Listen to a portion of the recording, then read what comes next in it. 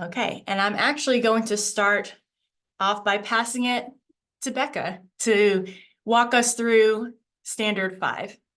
Becca, do you have everything you need? You're a co-host. You can share your screen. Yeah, I think I'm all set. Thank you. Okay, good morning, everyone. So happy to be here with you all today to talk a little bit about Standard 5. This is one of the ones that Caitlin mentioned is going to need a little bit more work on your end in order to prepare it for submission for review. So just to give you a general overview, Standard 5 is all about being intentional about the impact that you have on your community, the communities you serve, and the families you serve. So just know, as we go through this, you're already doing this work. We're just asking you to sit down, think it through, and be intentional about writing really formal guidance for current staff and new staff, advisory committee members, leadership to use when working with families, working with each other, and working in the community. Okay, so just know you're already doing this work. It might sound a little overwhelming, but we're hoping to give you enough guidance to help it be an easy process moving forward as you kind of work through these guidance documents for your teams. So let me share my screen.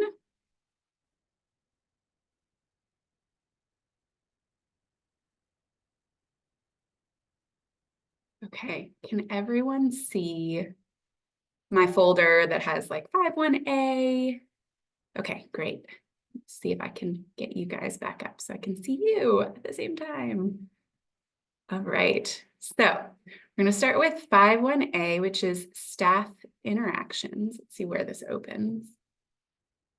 Okay, wrong screen. There we go. Okay, so 5.1a is that the site has a policy or other written guidance expressing the site's commitment to respectful staff interactions and supporting staff to continually strengthen their relational skills. Hey, Becca, pause. Yeah. It looks funny on my screen. Does it look funny on anyone else's? Shoot. Okay, let me try this again. It's like squished away. The actual document is squished Okay. away on the side. Is that better? Not yet. Okay, why don't you share the screen, Caitlin? Okay, You've got all of this on your computer, right? I do. Okay, I don't know what I'm doing wrong. And in order to expedite this, let's just pass it back over to you.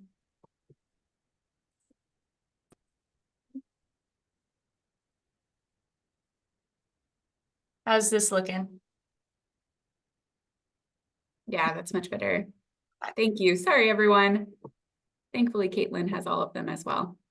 Okay, so let me reset. Okay, so this one is all about having a team commitment on how the expectations for your staff interactions and how you develop professional development and supervision expectations to ensure that staff have the resources needed to continually strengthen their relational skills, as mentioned in 5.1. So what we've done is created a guidance document around creating team commitments. So you will receive this in a follow-up email from Caitlin, but just to give you a little overview of what it will include. It will include things to consider. So some questions you might want to sit down and think about with your staff around what you want staff relationships to look like, how you want your team to interact with one another in order to ensure that it is a supportive environment that is really helping staff improve their relational skills and how they just resolve conflict, how they learn about each other, and how they learn how to build self-awareness, self-reflection, and skilled listening and empathy within the work environment. So we'll have a things to consider section, and then how to create your document, what it should include, how formal it should be. These documents do not need to be super formal. Here we go. Thank you, Caitlin. Yeah, so this is going to be, we'll send this out after the call, give you things to consider when creating your team commitments, and then what the document should look like. So this document needs to be a living document, one that you are reviewing often with your staff. You're bringing up in team meetings, checking in how you all are doing on these team interactions.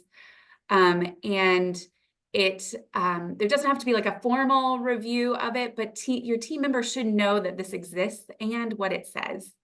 They should all have a part in creating it. And they should know where to find it should they need to reference it at any point. So, so that's the team commitment. Can you go back to the template document? So what you're going to do for your template and what your self-study documentation, you're just going to copy and paste your written guidance into this document and upload it for us to review. So we are recommending that you're doing written guidance rather than policy. I know that the standard says policy or other written guidance. Policies just feel much more formal. I know we do a regular review of policies every year, but we feel like if this is other written guidance, it will become more of a living document that you are using more often. Okay, I'm going to pause. I feel like I kind of stumbled through 5.1a. I apologize. So I'm going to pause and see if you have any questions, anything we can talk about right now.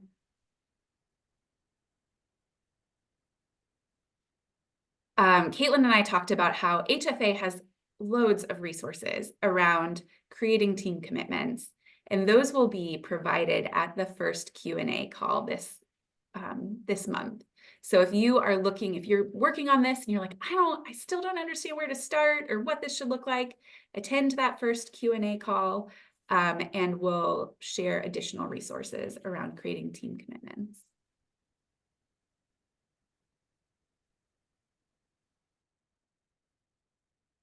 Okay, well, I don't see any questions at this time, so we'll move on to 5.2a.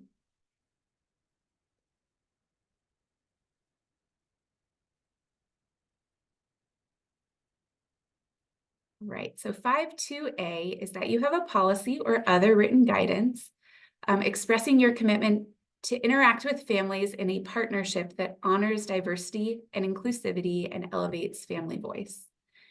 So again, we're recommending that this is a other written guidance rather than a policy.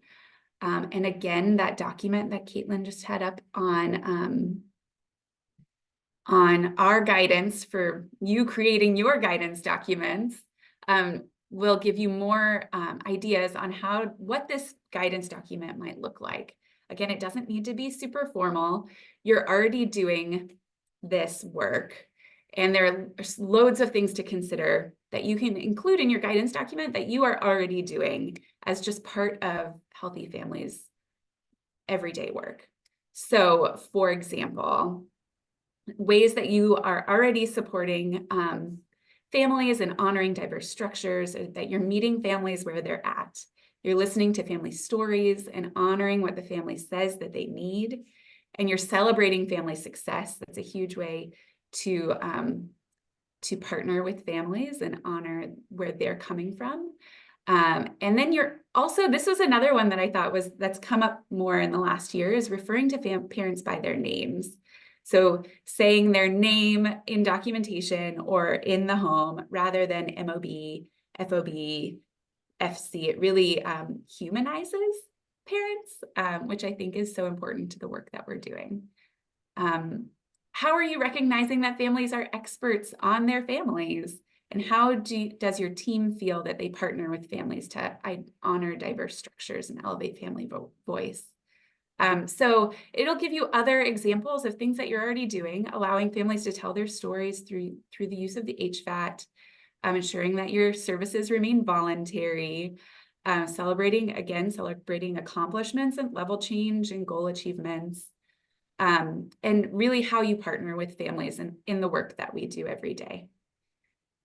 So this guidance document will just detail the way that you're already doing these things. It doesn't need to be formal, but staff should know where this guidance document lives and should be able to access it and talk about ways that they're partnering with families to elevate family voice.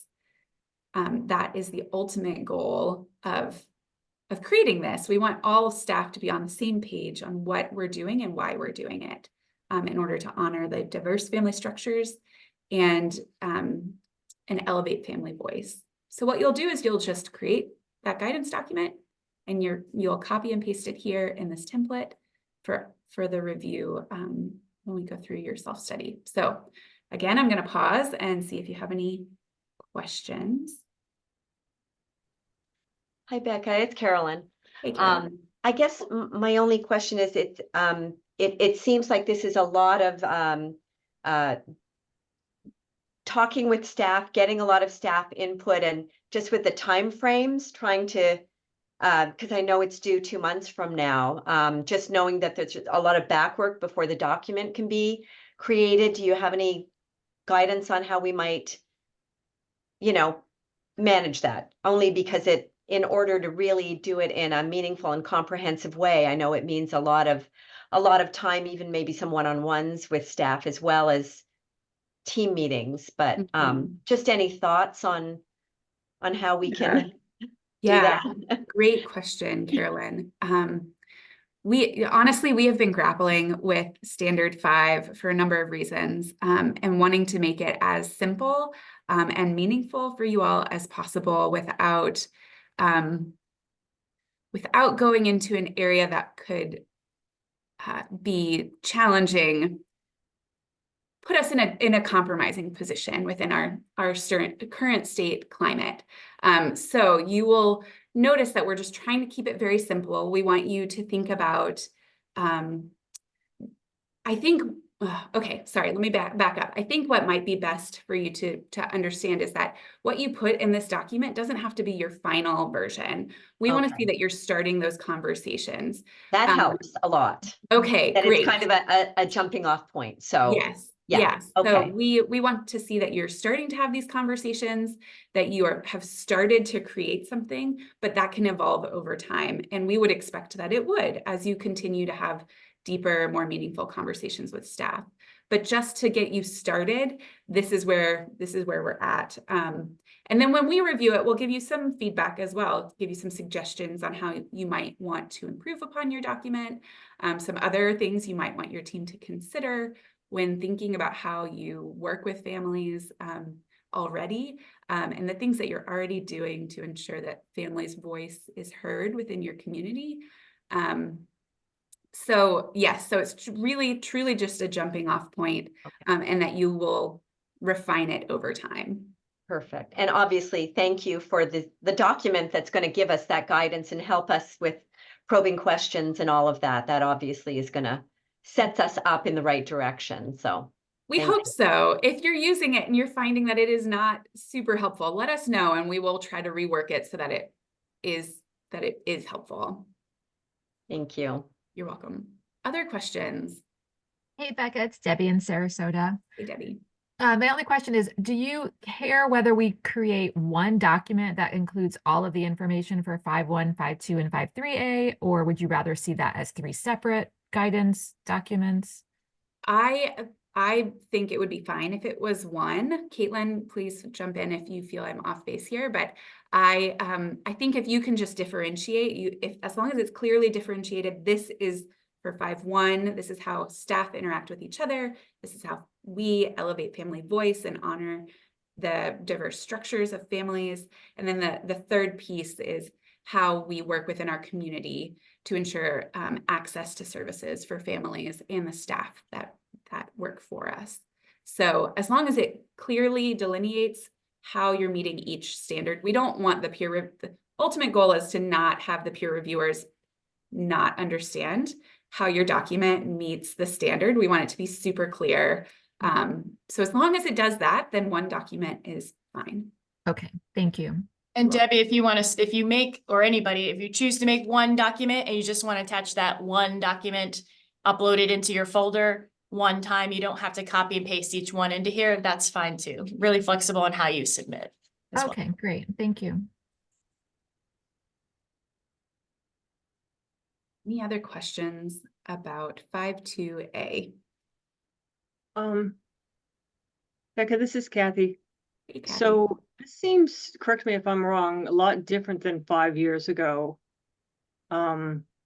Even though it says policy, it sounds like you're encouraging us to do written guidance instead.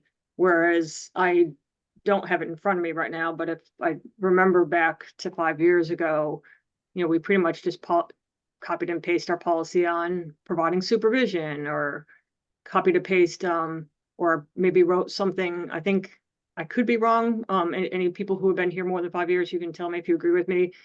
This sounds like where I might have written something about, there's a couple questions on the participant satisfaction form that says, like, I feel like I'm respected. I feel like my culture is respected, things like Yeah. that.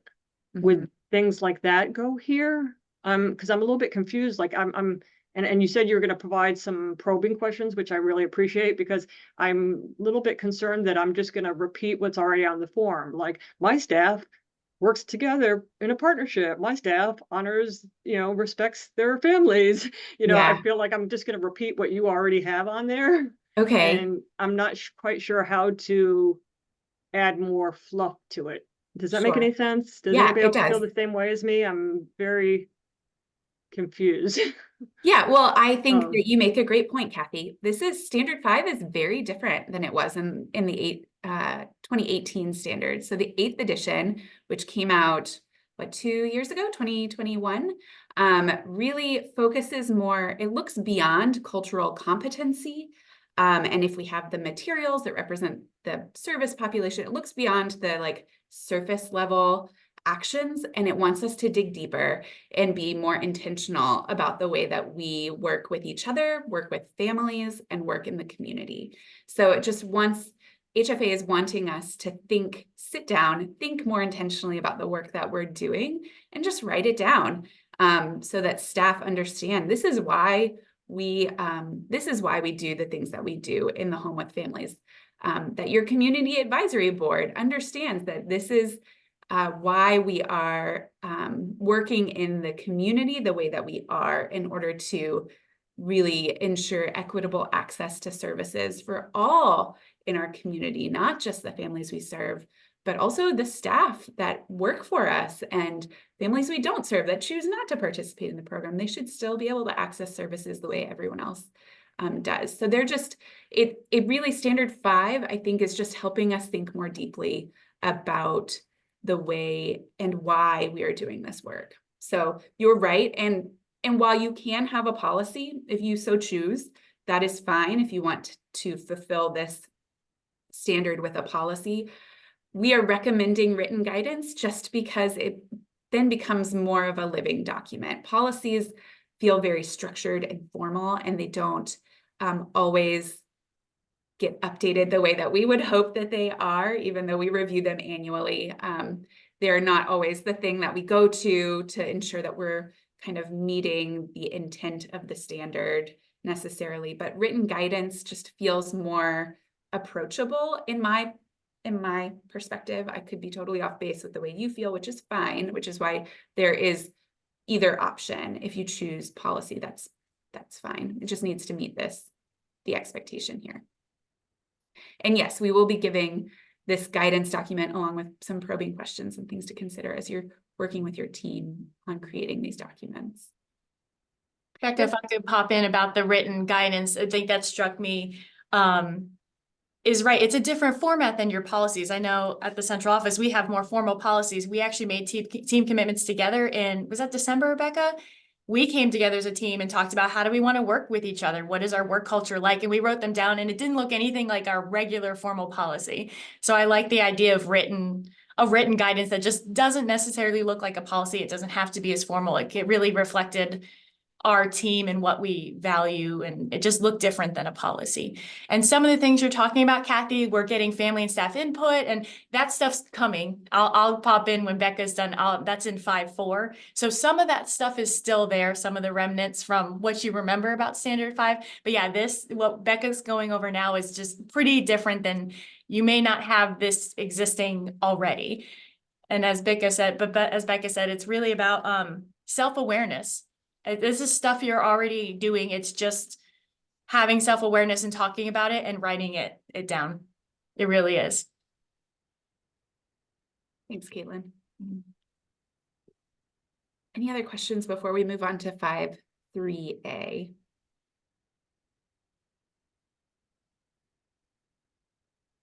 Okay, then let's go on to 5.3a.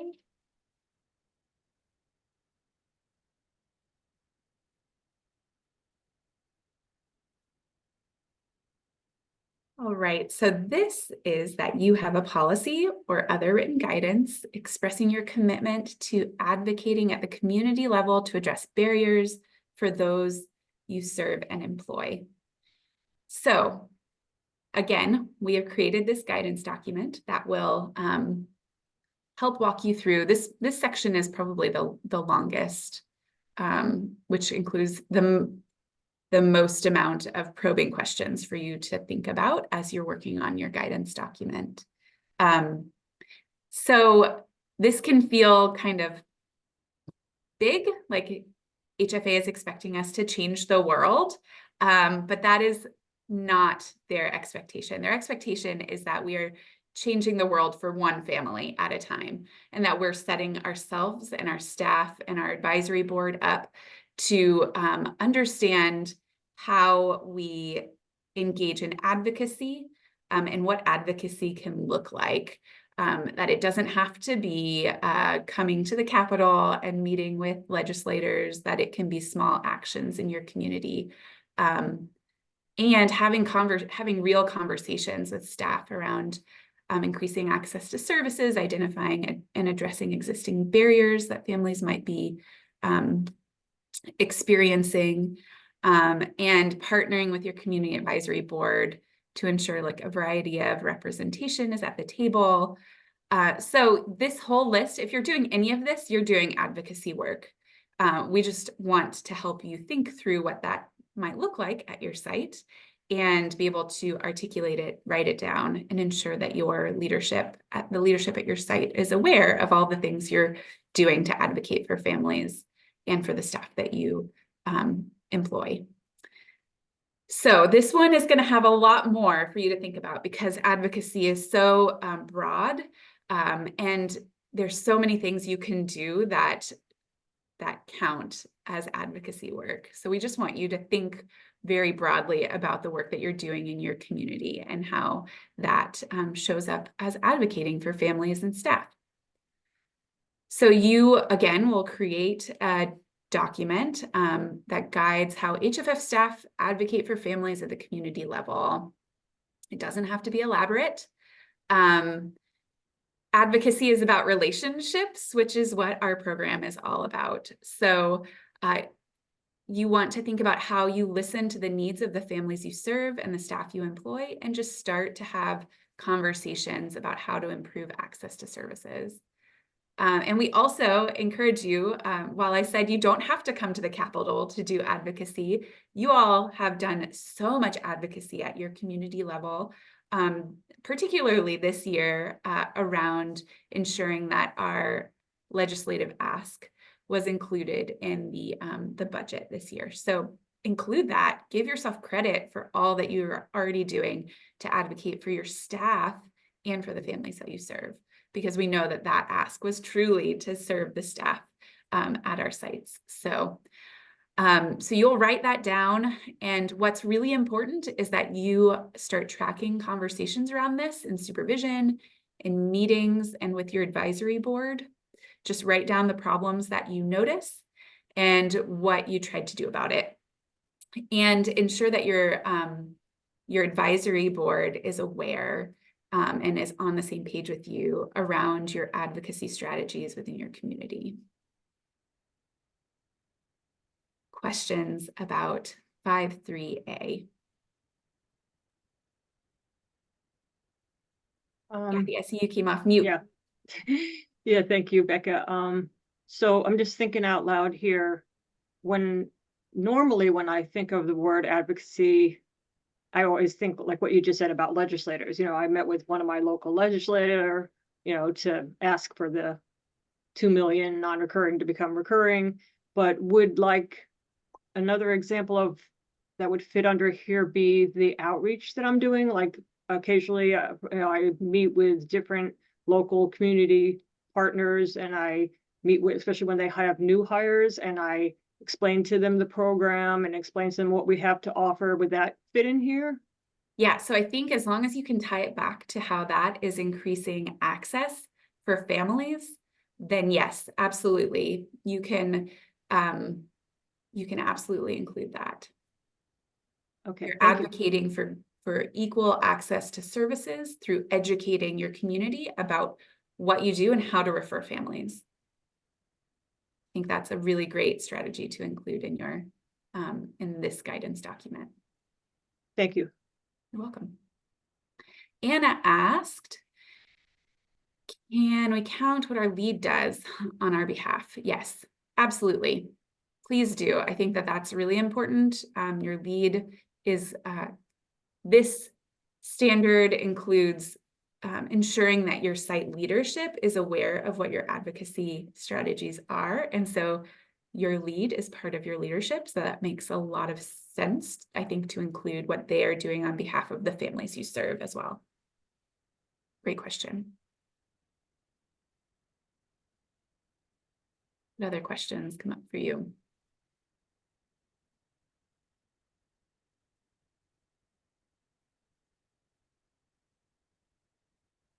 Okay, so as you have created your guidance document or your written guidance or your policy, you're just going to put it in this this document here in order to meet the self-study requirements. Yeah, okay, Christy asked a great question. Could we include partnerships with agencies or community groups like Kiwanis, educating them on our families' needs and partnering with them to provide greater access to services? Absolutely. That's a fantastic idea, Christy. That is exactly what they're looking for, because that is you advocating within your community for the families you serve, and educating others. I think that that's a great strategy to include.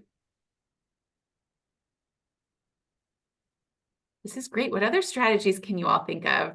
I think that this like group think really helps us think outside the box. So if you all think of other strategies you might include in your guidance document on how you advocate within your community, put them in the chat, and we will thumbs up the ones we think will meet that requirement as we continue the conversation this morning. Okay, that is the end of what I was going to present on. If you have questions, feel free to come off mute and ask or put it in the chat. Presenting at local children's cabinets, community fairs, absolutely. Those would all be great strategies to include, Anna, in your guidance document on advocacy within your community. You're already doing this. That's the thing. Like, I want you to hear you're doing this work. This is not intended to be additional work that you have to, I mean, other than writing the document itself and having conversations, that is a little bit of an additional work.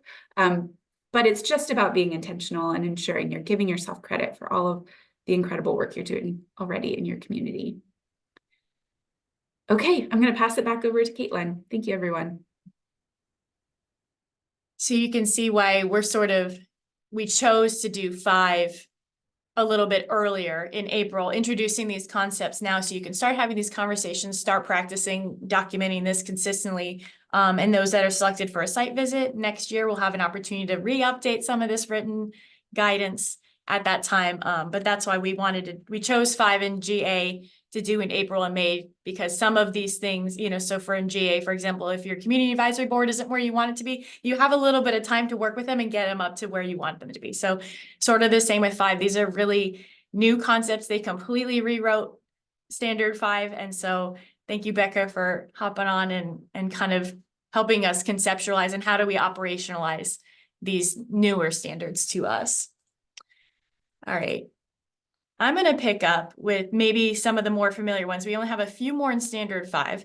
One of them is 5.4a with family and staff input. So this should look, for those that have been around, look a little bit more familiar to you. We have always, I think there's always been a standard around gathering staff and family input, making sure you have parent caregiver voice and staff. Let's see. So in terms of the rating indicators, I'm trying to quickly see the difference between 3 and 2.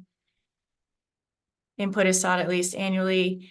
Okay, the difference between a 3 rating, which is the top, and a 2, which is just fine, is a 3 rating is the site obtains input from current and former families and staff. The site, and for a 2 rating is, which like I said, a 2 rating is great, you're doing it, is that you obtain input from current families and staff.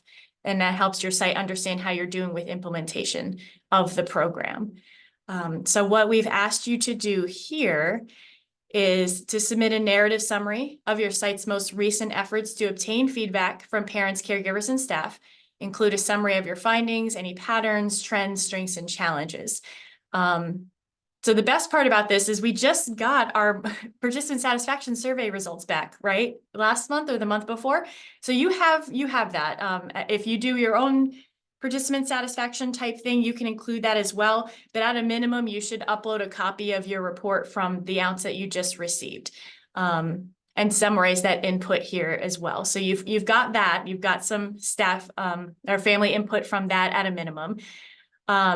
Where you might also find family and staff input or feedback, your family engagement and retention data, which you already have completed in 1.1C, 1.4A and B, your program acceptance rate, your family retention, your staff engagement and retention data, which you just did for your BSR, that's standard 9.4. Information from those may also be used and count as family and staff input. So you can refer to these analyses. You don't have to include them again for this standard. So for example, you have a staff satisfaction and retention analysis that you will submit for 9.4 over the summer. You don't have to, you can summarize the findings here, but you don't have to include the whole thing again here, unless you find that helpful. Are there any questions about these instructions? Or the standard, what it's looking for?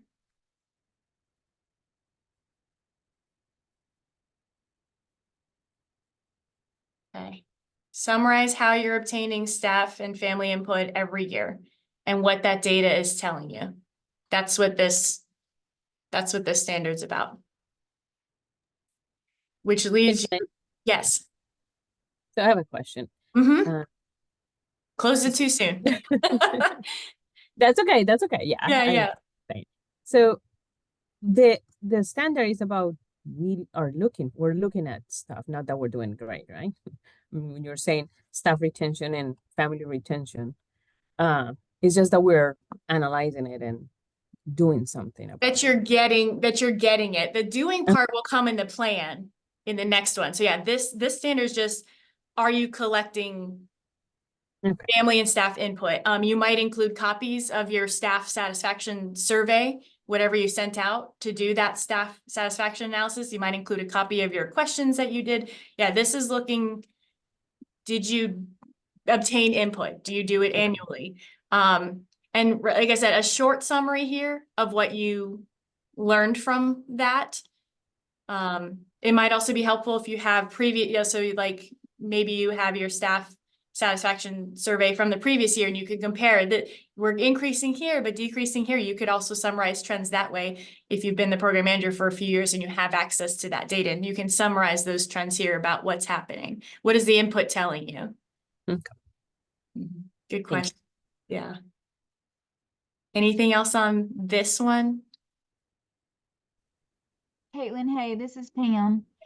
So do you want us just to submit the most recent surveys, or do you want us to submit more than one to show that it's done annually? Is it just one, like last year's, or do you want us to do 2 years or?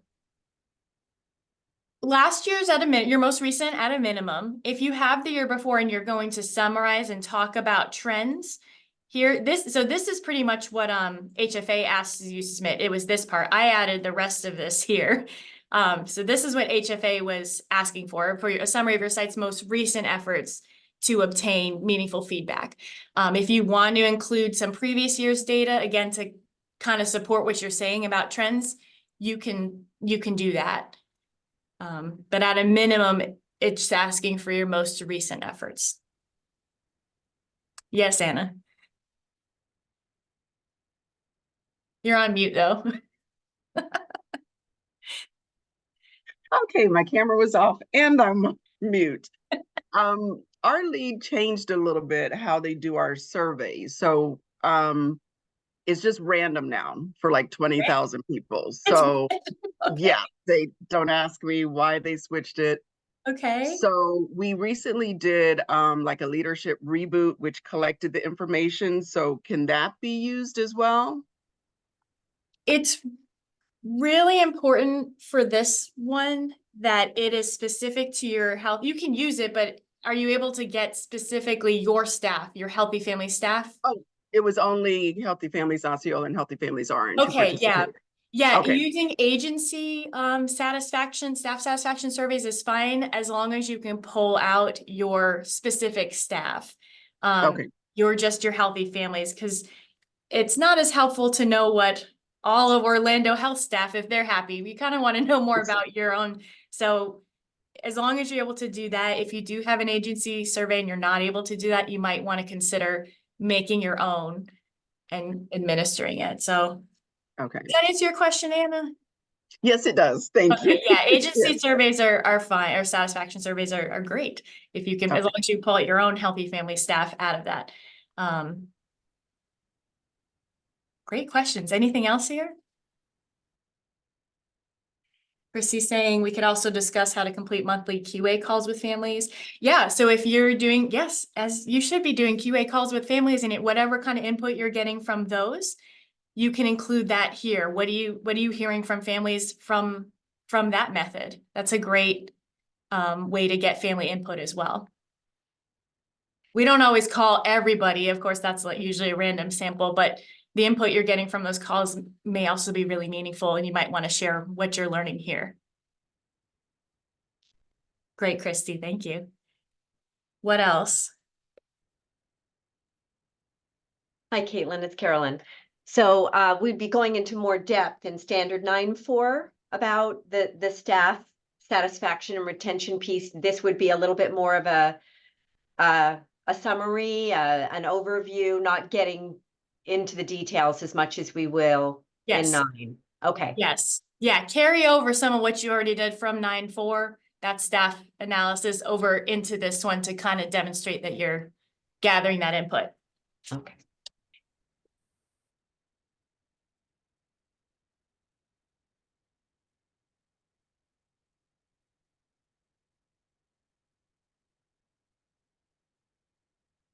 What else?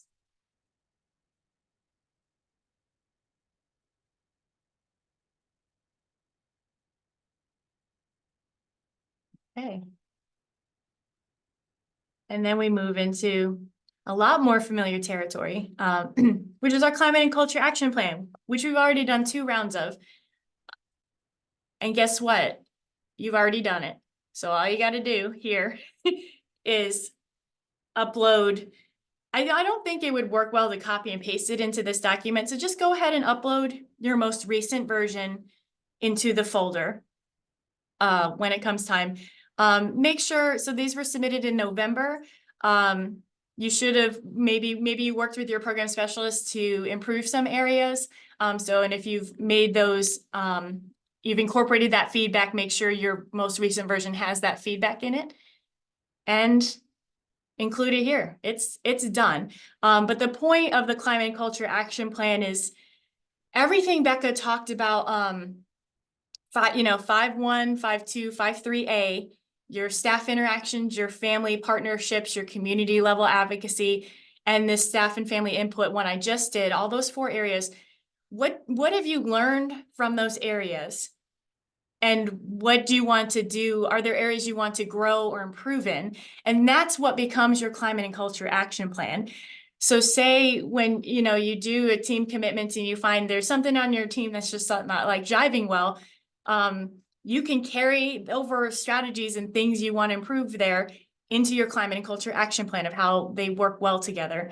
Same, with the family input, maybe you're finding that families really want family group support groups in their parent support groups in their language, and you're hearing that from your surveys or your QA calls.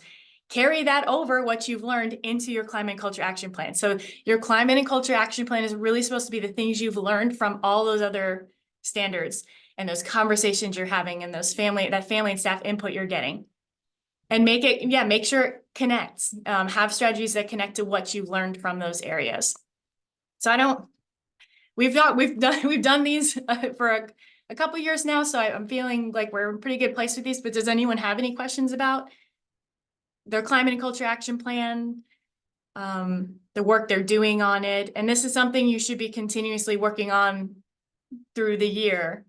It should be, try to set a reminder in your calendar to pick it up at least once a quarter and update it. Like, what have you done? What strategies have you employed? And so on. Where would SOAR fit into these? Ooh, good question. SOAR, your SOAR analyses on things you wanted to work on. I mean, you could just incorporate it right into your plan, like based on our SOAR analysis and things we want to achieve for ourselves. I mean, if you had strategies from your SOAR that you want to pick up in your climate and culture action plan, you would just put it here. I don't know if is that too simple of an answer, Christy? Is that not what you were looking for?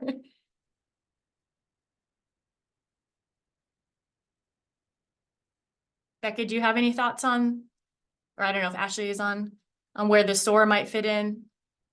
That's good. Okay. Yeah, if you identify things from that, and goals for your program, and it helps improve how you support staff and support families in the community, it absolutely can become an area for growth that you have in your climate and culture action plan. Just make sure you note that section before the strategies and the areas for growth, based on the SOAR analysis that we did on this year, we identified this. Make sure ideally with the climate and culture action plans, you want whatever you wrote in that first section to then tie into what strategies you picked. If they don't relate, you just want them to make sure they relate. Yeah, I think Christy made a really great point, because when we had everyone do the SOAR analysis, we asked that you involve all levels of involvement within your community. So community partners, staff, families, that is really valuable input. And if you were able to create strategies off of that input, definitely use that. That seems like a very logical way to use your SOAR analysis. Thanks for bringing that up, Christy. Becca, if it helps, this is Pam and Caitlin. So an example of that would be out of our SOAR activity, we came up with, we wanted to increase our fatherhood participation, both staff training and father participation in our program in home visits. And so we put that on our climate and culture plan, but it came out of SOAR. Excellent. So just as an example. Great example. Yeah, that SOAR analysis was not too long ago, so that's still relevant, useful information that you can definitely incorporate in. Thanks for bringing that back up, Christy, and thanks for the example, Pam. That's helpful. Anything else about climate and culture action plans? Like I said, this is already done. You should have a final version that you're already working. So just attach it. You want to make some updates on what you've done in the last few months, you can do that. But that should actually be done. But maybe this will give you ideas as you're working through those other standards that Becca talked about, for new areas for growth that you can identify and then incorporate into this plan.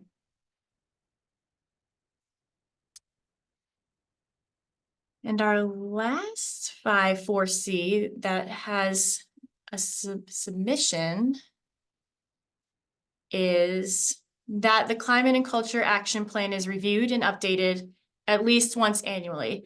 So we're doing this as well. We've kind of had a November submission date, a rolling November submission date for a couple years now. We'll have that again. I think this year it might be December to maybe accommodate the extra things going on. I'm not sure how I've worked that out yet, but I'll make sure there's time. So it's basically that are you using this document? You're not just filling it out and then shoving it into a closet for a year until it's time to update again. It should be a living document.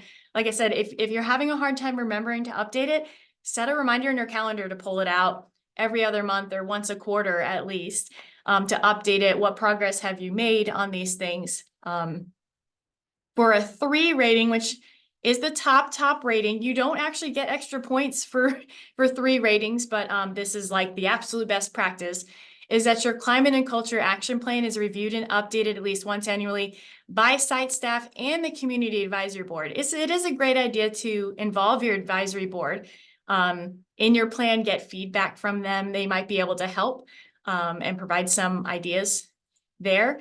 For a 2 rating, it's that it's reviewed and updated at least once annually by site staff, no community advisory board involvement. So a 2 rating is good.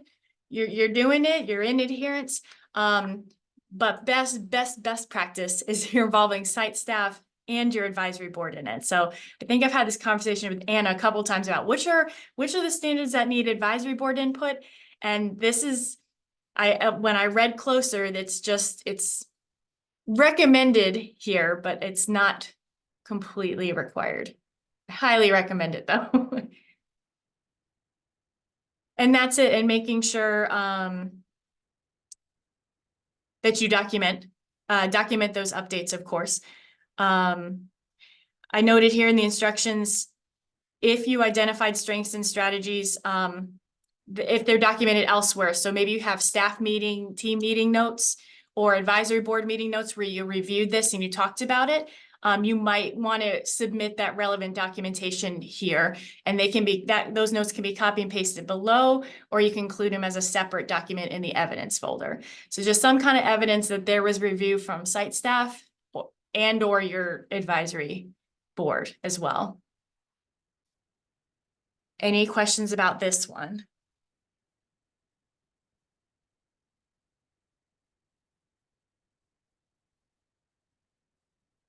No. Okay. The other ones in here, so I like to throw in the other standards as a PDF. If you noticed, I did that last round. I throw in what the other standards are as a PDF document if it wants to open.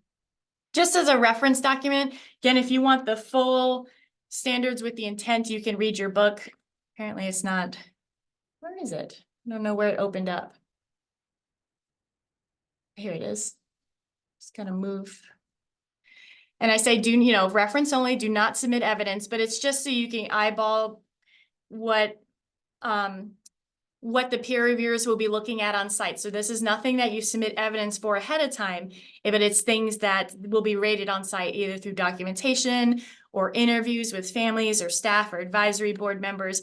One thing that Becca was talking about multiple times is just starting these conversations with your board, with your staff, with your families, in particular your staff in this family, and talking about how you partner with families. I think that's maybe a term we don't use enough. I know that was a term that in the HFA, the update for the best practice standards, the national office used it a lot more frequently, talking about how do we partner with families. This isn't a program it shouldn't be a program that we do to families. We are partnering with families in a lot of ways. We're partnering because it's a voluntary program. They can't be mandated to do this program. So we partner with them. They want to be here. We partner with them to assess parent-child interaction. We partner with them when they're on creative outreach, and we give them some time, and we do positive outreach methods to try to re-engage them. It's a partnership. So talking to your staff and making sure they understand how they partner with families and the ways they do that wouldn't hurt to start kind of planting that seed with your staff now. And then if you are selected for a site visit, we will make sure we work with you to make sure you and your staff feel prepared to talk about your work and how you partner with families. So there'll be some coaching for interviews to just, like I said, everybody's doing this work already, but when staff are interviewed and they're asked how they partner with families, it's like, oh, I don't know. They might be caught off guard. So it helps to kind of start planting those seeds for all those things now. They'll be asking your advisory board members how you are partnering with families and what your community level advocacy is. So that's why we're talking about Standard 5 now, so you can start kind of planting those seeds. And so by the time, if you are selected for a site visit during interviews, yes, they can confidently talk about all the things they're doing. They'll know what the peer reviewers are talking about, that kind of thing. Any questions about 5, standard 5 at all? Anything we've been through?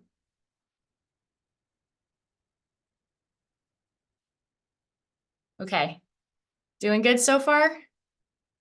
Shall we keep going? Let's do it. All right, GA, governance and administration. This is very policy focused and also some narratives that you'll be submitting. So in this set 5 and GA, we don't have any data reports we're submitting for these. These are more existing policies you have and maybe some extra narratives. So let's talk about GA a little bit. And some of these should look familiar. Some parts of GA were reworked in the new standards, and we'll talk about that. So we start with GA 1A. GA 1 is all about your community advisory board. 1A is that you have a board that meets quarterly and is effectively organized active body. So what does that mean? What are they looking for here? So the evidence we've asked you to submit for this is a narrative or a policy or a bylaw, if you have those, describing your board's role in advising in regards to planning and implementation and evaluation of your site.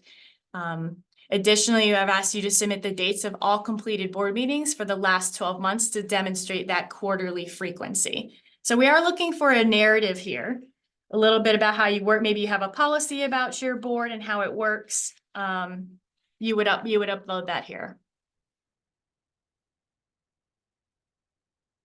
And this is, I really love these standards. Because a 3 rating is that you've been doing this, you have an organized board, everything's great. It's April 2nd now, maybe the board is not meeting quarterly, or maybe your board is not as really effectively organized or where you want it to be. You have some time to kind of implement some changes that will help rate this in adherence. So you'll see it too here, and we talked about this in the last overview. This is a recent practice one. So maybe your board hasn't always been regularly meeting, or maybe it's only had 2 people that come, but they're now meeting more regularly, and they now are a little more robust, and they're providing advising and that kind of stuff. Any questions on this one? There's 2 more board related ones as well. Should I get to those? I might close that. That keeps coming. All right, 1B. So this is about who's on your board. And you'll know this because you submit this for your QA every year. So this should look familiar. What we're looking for is your board roster, including their organization affiliations and a summary of their skills or knowledge abilities, anything they're bringing to the table to serve the interest of your community, and ensure there's a diverse mix of voices at that table.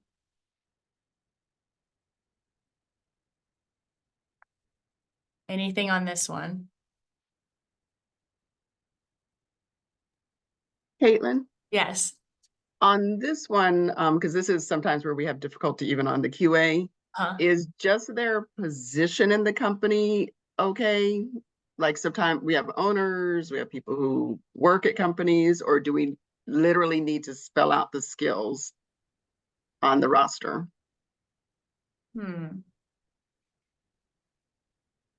Only because our foundation doesn't like to give out too much personal information, so they keep kind of. Understood. This was copied and pasted from the standard, and this is with the evidence they asked to be submitted. If you're not able to provide that, then you're not able to provide that. I mean, if you're not able to provide extra details on demographics or their skills or knowledge, Yeah, that is what it is, Anna. Yeah, we can get everything, demographics, all of that. I just didn't know about the summaries of skills and their ability to serve kind of thing. Yeah. If you've got some other information that helps demonstrate that there's a mix of people at the table that are bringing different skill sets, even if it's not a summary of their specific skills. I don't know if I'm being No, I'm thinking of my people and How I'm to like, work what can around I it. write about Kevin? What can I write about Trey? So, but Yeah. I think I can pull some things out from them. Even, I was just thinking, you don't even have to necessarily, it has to be directly from them. I don't know, Becca could stop me if she doesn't agree with me. But I'm thinking, okay, so like Kevin from the foundation, so maybe you don't, why did you invite him to be on your board? What skills did you think he was going to bring on? And you could write your own little summary of why, like, why you invited him or what he brings to the table. I don't think the board necessarily has to Provide that. provide Okay, that. that I can do. Becca, I don't know if that's a reach or not. No, I think that that would meet the intent of the standard. Okay. Uh, let's see. Caitlin, Yeah. it's Carol. Hey. I have another question related to that. So are we individually summarizing their skills, or is it a summary of all of the, like, we have people that bring this skill and that skill and that skill, or is it individualized to each advisory board member? That's a really good question, Carolyn. It could be either, I think. I mean, the standard does not, the standard doesn't specify that it has to be an individual, on an individual basis. So if you wanted to just have a summary of it, we have some people from commercial businesses. You could do that. I think that would be appropriate. Or you can do an individual summary of what they're bringing to the table or why you invited them. I loved Melissa's idea of a short resume for the board members and let them write it. That's a great way to get some information from them. But I understand, right, we don't need their whole, we don't need a whole lot of information about it, but you do want to be able to demonstrate that you have a variety of people at the table, variety of interests.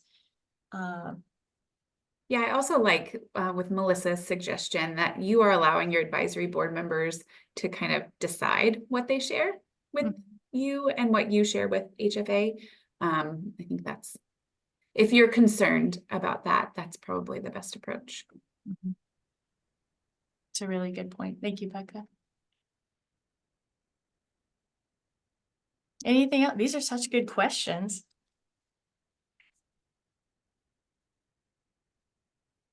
And I missed your earlier question, something about we don't have a policy, should we create one? I'm not sure what that was a reference to. But if you, Sorry, that was in reference to the standard right before where it said, a policy about how they meet and everything. yeah, you can make one. Okay, Yeah, if you don't have one already, you think that would be helpful to just, yeah, you can just make one. okay, thank you. All right, let's talk about the program manager role. So right, the third part of the board, all the advisory board standards is that how does the program manager work effectively with the board? And providing information and getting feedback and having discussions, etc. The standard rec asks for you to submit a narrative describing how the program manager or other representation from the site partners with the community advisory board, there's that word again, by providing them information and engaging them in advising. Sometimes I was just telling somebody our Healthy Families Advisory Boards are a lot different than other advisory boards, and where it's like, no, really, we want your feedback. We don't want you to just sit there and don't say anything. We really need your feedback on this. So we're a little more like of an active advisory board than maybe some other agencies or communities are used to. I also recommended submitting board meeting agendas and notes from the last 12 months, because I think if you have a good note taker for these meetings, then we would see how the program manager and the board are working together, having these discussions, receiving guidance. And again, with the submissions, you can copy and paste them below into this document, or you can upload them labeled into that evidence folder. Any questions about this last board one? Does that make sense?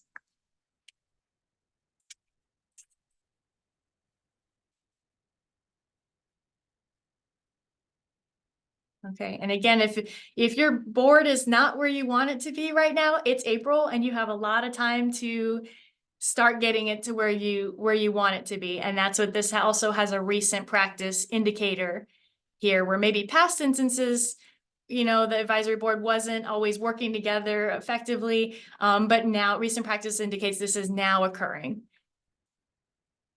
So you've got some time to kind of work with your board. It's not where you want it to be right now. Anything about community advisory boards?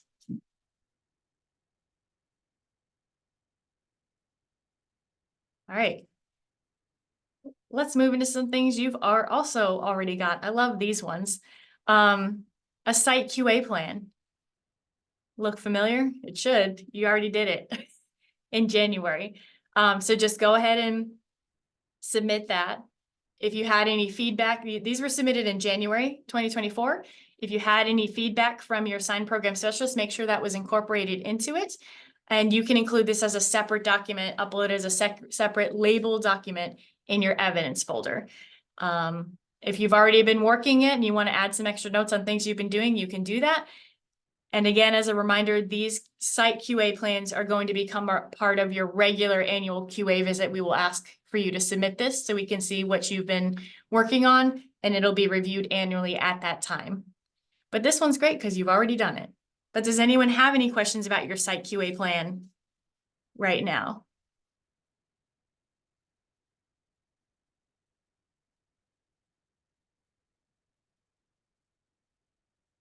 Right. And then we move into your quality improvement plan, which you're definitely familiar with. And you don't have to do anything for this. You're already working your QIP or your CQI plan. And so we'd like you to submit a copy of your most recent version, including all your current markup between the program manager and the program specialist. And again, probably easier to upload as a whole separate document to the folder than to try to copy and paste it into this document. So yeah, so go ahead, your QIP is done. Put it in here. Whatever stage you're at, maybe you're at an initial QIP, maybe you're getting ready to have a QA visit, and so you're at the end of your plan. So wherever you are in your QIP, that's fine. Just go ahead and put it in here. Love them when they're already done. Let's move into some other things that should already be done and should be easy to submit evidence for. GA3A, so we're getting into family rights, confidentiality, and informed consent, which we talk about in our state as limited authorization forms. These were reworked a little bit in the new standards, but it's kind of the same. So 3A is your policy and procedures. So you're going to be copying and pasting your policy and procedures that have this information that's highlighted in yellow here, that the family is informed before or on the first home visit. They have the right to file a complaint. The policies should also state that the family is informed and signs a consent form every time the information is going to be shared. So these are the things your policy should have in it. And then this standard also is asking for the forms to be submitted, the forms that we use. So what's going to be in this folder already, this template folder, when I give it to you, it's going to have our standard participant agreement and rights form, a blank one. It's going to have our confidentiality form and our limit authorization form already in it, and it will be submitted with it. If your site uses any modified forms that have approval from Healthy Family Central Office, upload those as separate documents into the evidence folder. So I'm not new to Healthy Families, but I'm relatively new to the assistant director position, and I'm not sure there was a tracking mechanism for any form modifications. So I don't know who out there has maybe slightly modified forms from ours, but if you do, please include those in your evidence here. And if you have any questions about it, you can let me know. Also, if you have any additional forms or documentation your site uses with families to inform them of, in particular, how to file complaints, because I see a lot of those times those are separate forms, the grievance policy, the complaint forms, upload a blank copy of that as well, so that we can clearly demonstrate that these things are done. In terms of this really long section right here, these things are already on our forms. So these don't have to be in the policy. This is what needs to be on the form, and they're already on the form. So you don't have to worry about that. I've gotten clarification several times from the national office that these are the form things, all these bullets, which we have. But, and then you have policies and procedures that outline these things at the top, kind of in yellow. Does that all make sense?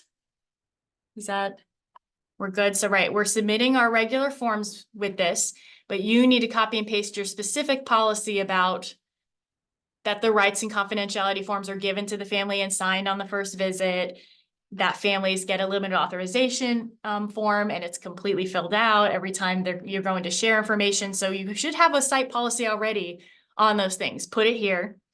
If it's helpful, you can highlight those pertinent sections of the policy to make it easier for the reviewers to find that information. That's if your policy is really long and includes some other things. You might just want to highlight so it's easier for your eye to find what you're looking for. It's not helpful if you copy and paste your policy and then highlight the entire thing in yellow. That's not, so if you end up highlighting the entire thing in yellow, that's not helpful. Don't do that. You don't have to do that. But sometimes people have a longer policy and you want to highlight these like specific areas that they get the agreement and rights from in the first visit. You might like highlight that part. So, yeah. Anything on this one? Caitlin, quick question. Mhm. So do we need to, like with some of mine that's in the program with the lead, some of them might be, because we're a behavioral health agency, be Mhm. clients there and they fill out releases. Do I need to put that as well, that we have them fill out? Because we do have a lot of them that fill out that part so I was just trying to make sure, is this just specific to healthy families release and all that stuff, or? Specific to healthy families. Okay. Release. And yeah, our Okay. use of limited authorization. Okay. Mhm. Good question, though. There's others in the same boat, I'm sure. And like I said, when I go on QAs, I'm typically seeing a separate piece of paper for a grievance that outlines the grievance policy and the complaint, the right to file a complaint and how to do that. And it's usually a form for the families. You'll want to upload and include that as well.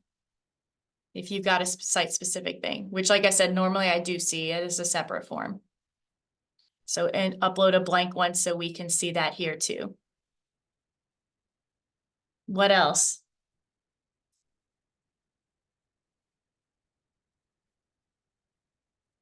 Okay, this one's, yeah, so this one's about the policy and forms.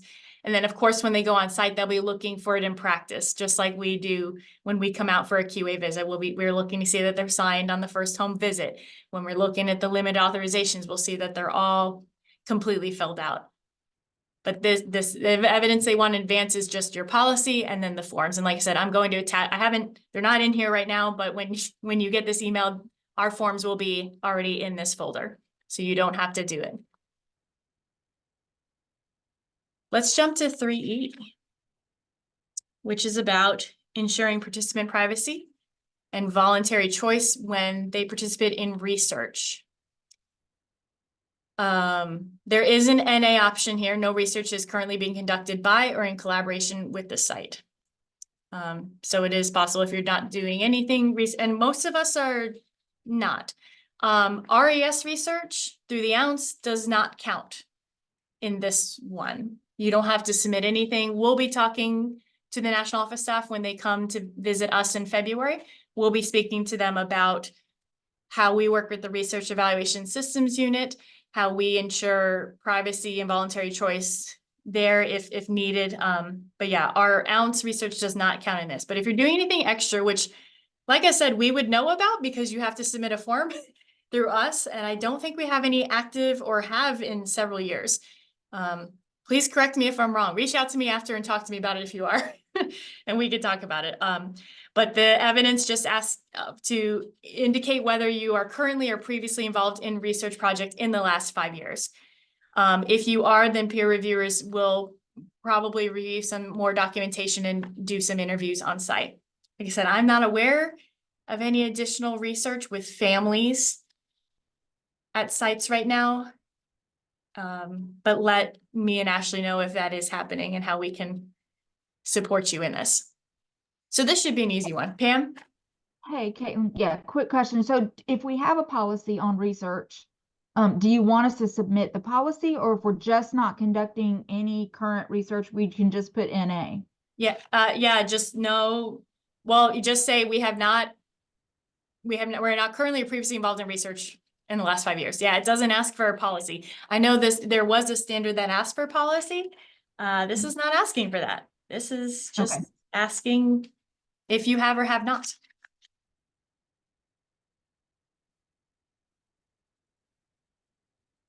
Anything else on research? Voluntary choice with research. All right. GA4, it's about CAN reporting. Child abuse and neglect, for those that are newer, that's what we call CAN. This is looking for your site to have policy and procedures about reporting all suspected cases of CAN. It needs to have all these elements in it. Like I said, we've already been doing policy reviews since November.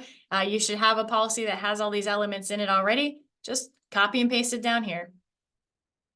As long as it has all these elements in the rating indicator. Like I said, if it's a super long policy, you might want to highlight certain pieces of information for them to look at. But if you end up highlighting your entire policy, that's not helpful. Just, you don't have to do that.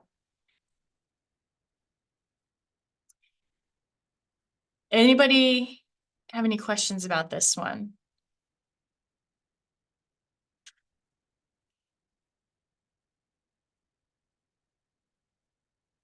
One thing I've noticed, the criteria, either if you're copying and pasting the criteria from the DCF statute, or you might have a link, a website link to where staff can go find the criteria.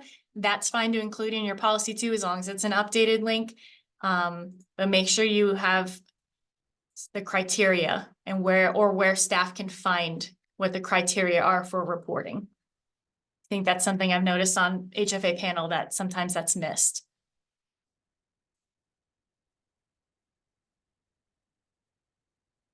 Moving into 4C, this is that staff notify the supervisor or program manager when there are situations of child abuse and neglect.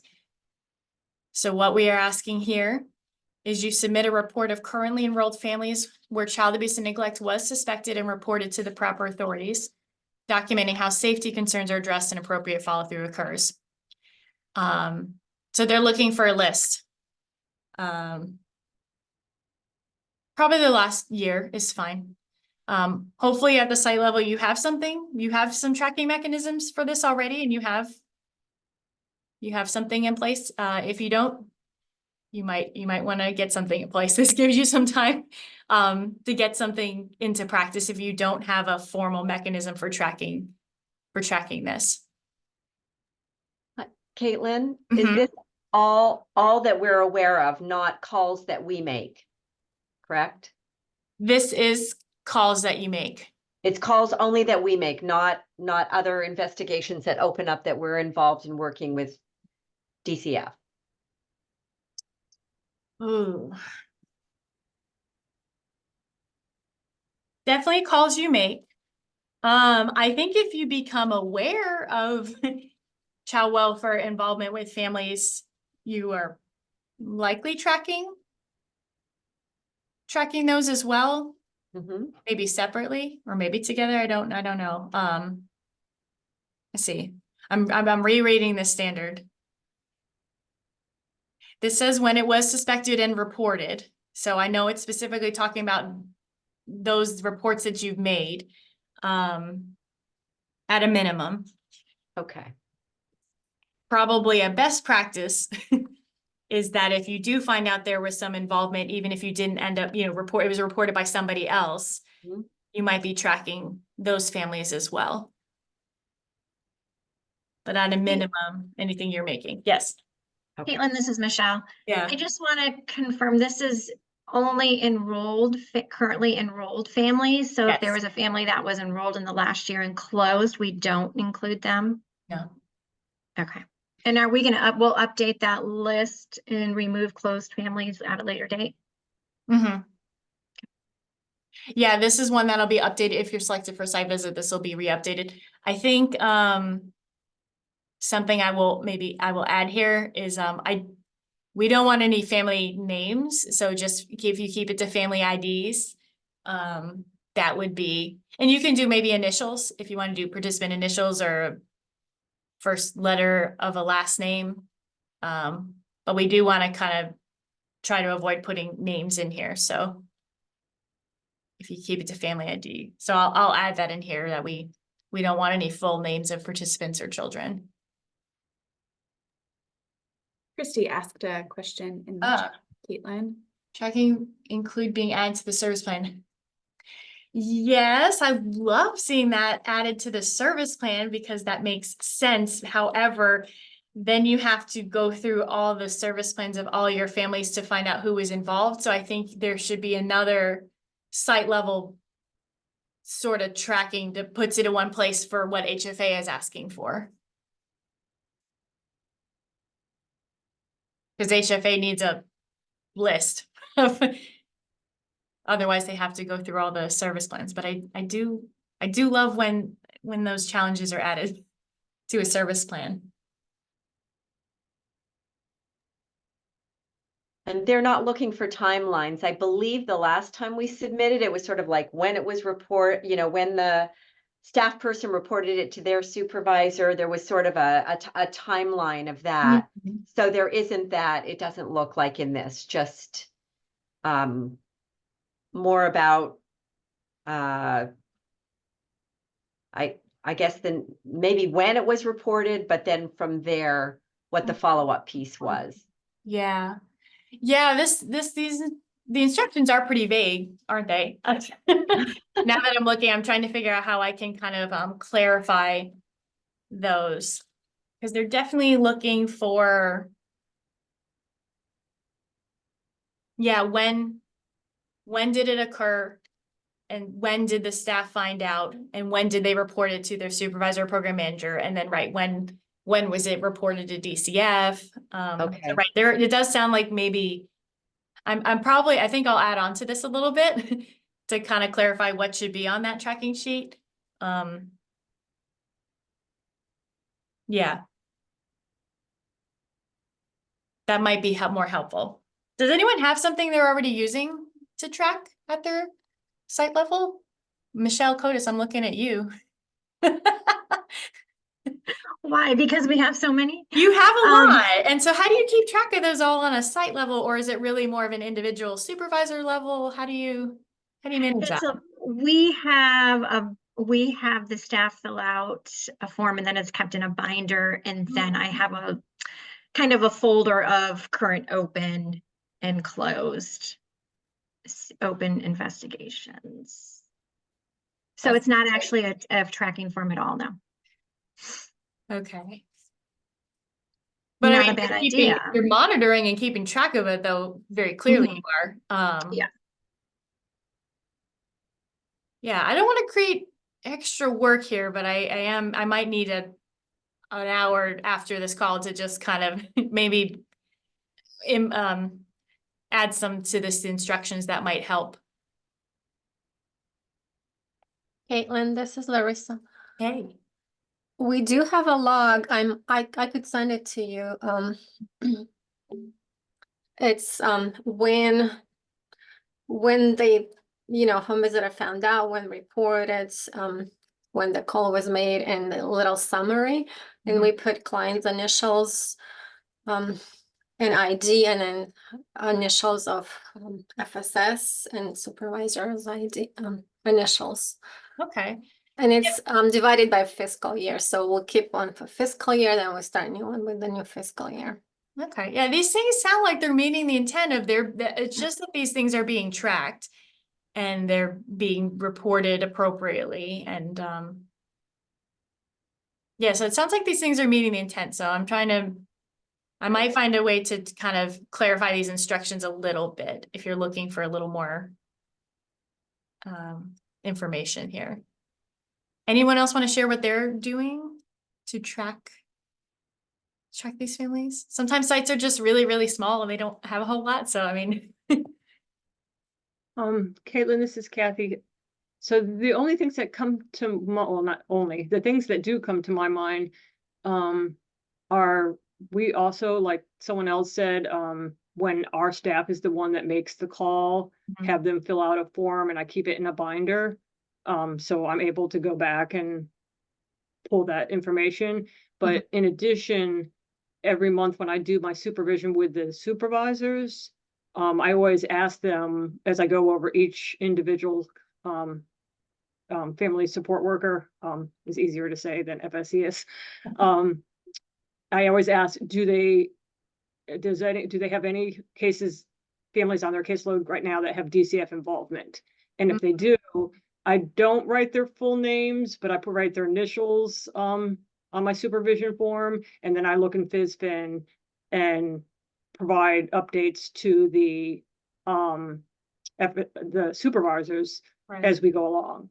Yeah. But I'm not sure how, other than submitting the forms in the binder that I talked about and submitting my supervision notes, I don't really have a tracking form per Mhm. se. Yeah. And once I provide the information I find in FISBIN to the supervisors, it goes in the supervision binder. So I don't know if you want me to pull all those, and No, I don't. very confidential information on it. I don't think you'd Yeah, want me to no, do that. I definitely don't want you to do that. Yeah, I'm trying to, yeah, I think and just rereading this standard over and over again, I think it should definitely be limited to just those that you suspect and end up reporting. I would hope at a site level, you're tracking anyone with, all the families with child welfare involvement, but I think this standard is specifically about where abuse and neglect was suspected and reported. And it sounds like most of you have forms for this already. And just providing a list of those families. So let me think on this one. I might, yeah. I think like Larissa had said that the tracking kind of form that they're using would work, and we can just pop those in from our reports. Mm-hmm. Yeah. But some kind of list or form, or like it redacted, of course, like I said, as much as we can protect confidentiality here, that would be ideal. I think it's pretty flexible on what you can submit, but I'm trying to figure out how to make it as easy as possible, for sure. So I just wanted to chime in too that I have the same thing where when they make a report, they fill out a form and I keep it on in an electronic file. And then when we have new families with DCF involvement, or that we might suspect that there's DCF involvement, the supervisors fill out a form to request the FSFN information. So we have ways of tracking it, but just not like a formal Yeah. one-page Yeah. tracking system. Okay. And maybe that's not needed here. They might just be able to, you might just be able to submit copies of those forms, and that's your tracking. If you're tracking each family on one form, for a very large site, I think I would worry about how much that we were uploading. I wouldn't want it to be, maybe we can chat. If you're a very large site, maybe you could just submit your last few months of those forms or something like that. Maybe that's what we focus on for everybody. Recent practice, I just want to see the last few months of your tracking. If you use those forms, you can upload some redacted forms or make just a short list. So, yeah. Hey, Caitlin, it's Larissa again. So I actually remember from last accreditation, they asked to see that log when they came. So because Susan created it, she knew what she was doing. So we just continuing with it. And it was fine then. Yeah. Now the standards have changed. The standards unless have changed. But I think this is pretty similar to what, they're looking for us to be logging these. That's and tracking them and monitoring them. That's what this is. And that part has not changed since the last standard. So maybe I can offer a little more clarification in the instructions about what you could submit. But like I said, I think it's flexible. You could do just a little list of this of the families, or if you have some forms, you might upload the form that you use. Like I said, I want to prevent anyone having to upload a whole lot of stuff or redact a whole lot of stuff. So yeah. Lots of good feedback though on this one. Anything else?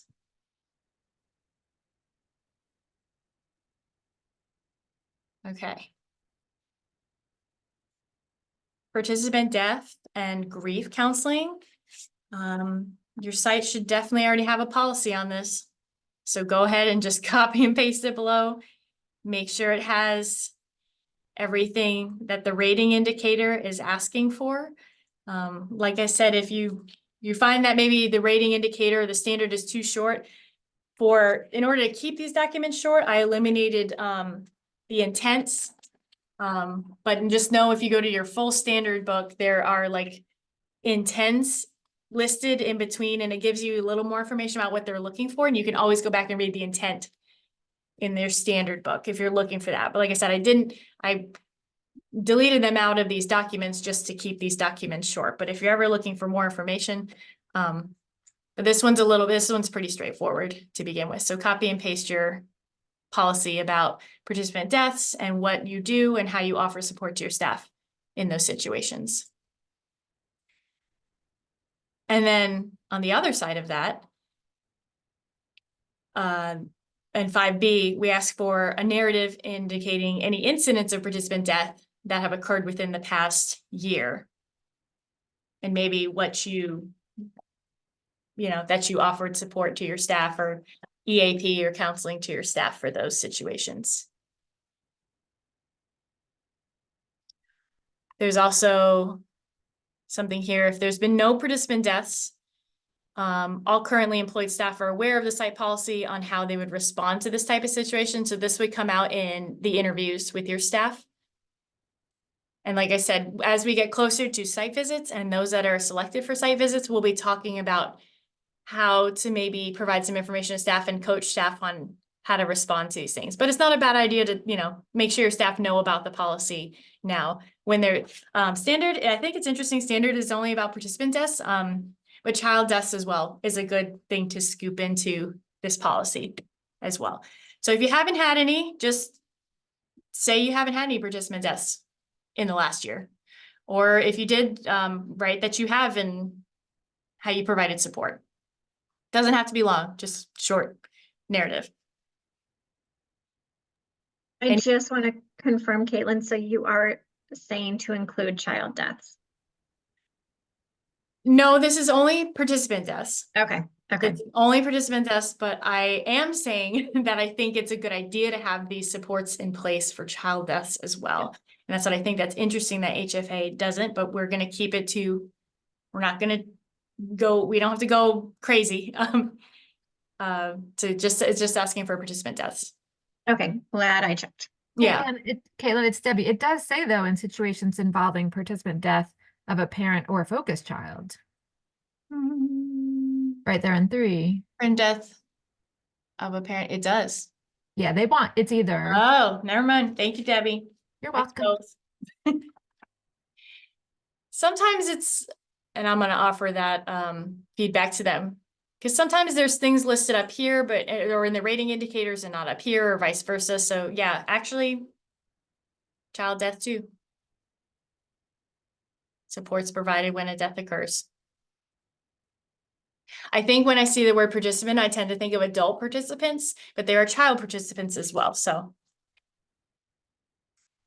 thank you very much. Caitlin, so would this include miscarriages as well, a focus child?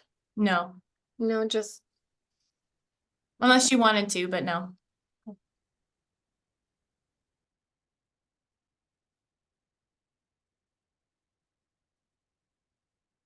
So if we're including focused child, that's the easiest way to, I guess, track this is look back on how many SIRs I realize some of my SIRs might be removals, but some were deaths. So that might be a way that I could go back and see, gee, how many have we had, SIRs are a good source.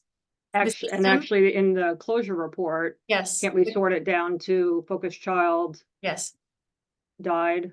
Yeah, you could run your child list and sort by closure, child closures, and look at the reasons, or in your adult participant list, and you can sort by closure reasons. Those would be good sources for finding all the deaths you've had as well. Maybe not every single one though. Sometimes there could be a co-participant death. And maybe the primary is still continuing or vice versa. So that you may have to consult a few different sources to gather a list if you're not already keeping a list and monitoring that. You might have to look in a few different places. What else here?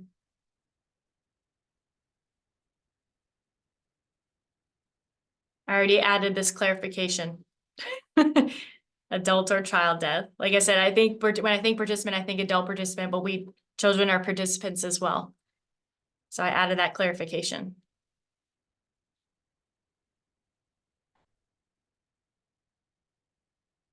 No.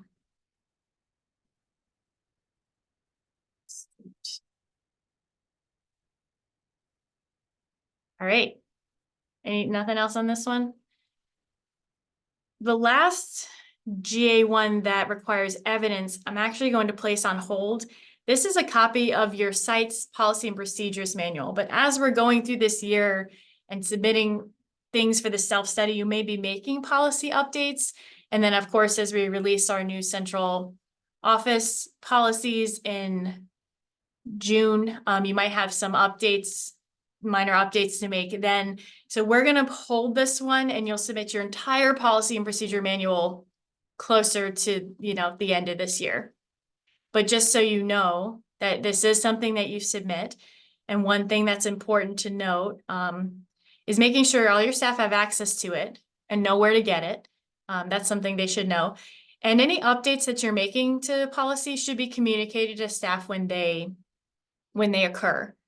So for the rest of this year, from April on, because this is a recent practice one. So maybe if that's something you haven't always been doing well, communicating policy changes to staff, you can start now. So any changes you make to policy, make sure you're communicating them to staff, and maybe noting the dates when you do that.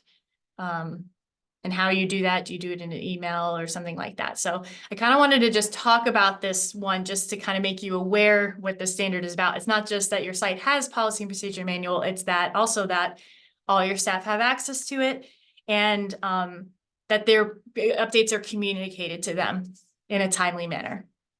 So just something to think about. Like I said, we're not going to be submitting anything for this yet, but something to keep in the back of your mind. And then the rest of the GA standards are ones that will be rated by peer reviewers on site through looking at documentation, through their interviews. A lot of these are your essential and safety. So this one is about families getting their family rights and confidentiality forms and signing them at the first home visit. This is an essential standard. And this is something they'll be looking at on site. A safety standard is that all the families are signing limit authorization forms when their information is to be shared and they're completely filled out. That's a safety one. That's something we already look at. We already look at these on a QA visits, right? So these should look familiar. Another practice that peer reviewers will be looking at on site is that complaints are responded to in accordance to the policy and procedures if there are any complaints. And here's another safety standard, which again, those safety standards and essential standards have to be in adherence to be accredited, is that your staff are reporting all suspected cases of CAN to the proper authorities. That's a safety standard. So these are all practice-based ones that will be rated on site if you're selected for a site visit, but I like to have them as a separate document just for you to reference. Any questions about anything in GA, governance and administration? So like I said, going a little out of order, we did 1 through 4 and then 5 in GA. Like I said, I think there's things in GA, such as the community advisory board in particular was what I was thinking of, that if sites wanted some time to kind of add new members or meet on a more regular basis, or make sure you're taking good enough notes to demonstrate that you're getting feedback and you're having discussions specifically about the Healthy Families Program, that you had some time to work on those things throughout the year. So that was kind of the rationale for moving GA up a little bit instead of doing it at the very end, which is where it typically falls in our standard book. It's at the very end. But I thought there were things in here that needed some time to be worked if needed. Anything else about this or anything coming up? Or I'm going to stop my screen share so I can I want to see everybody.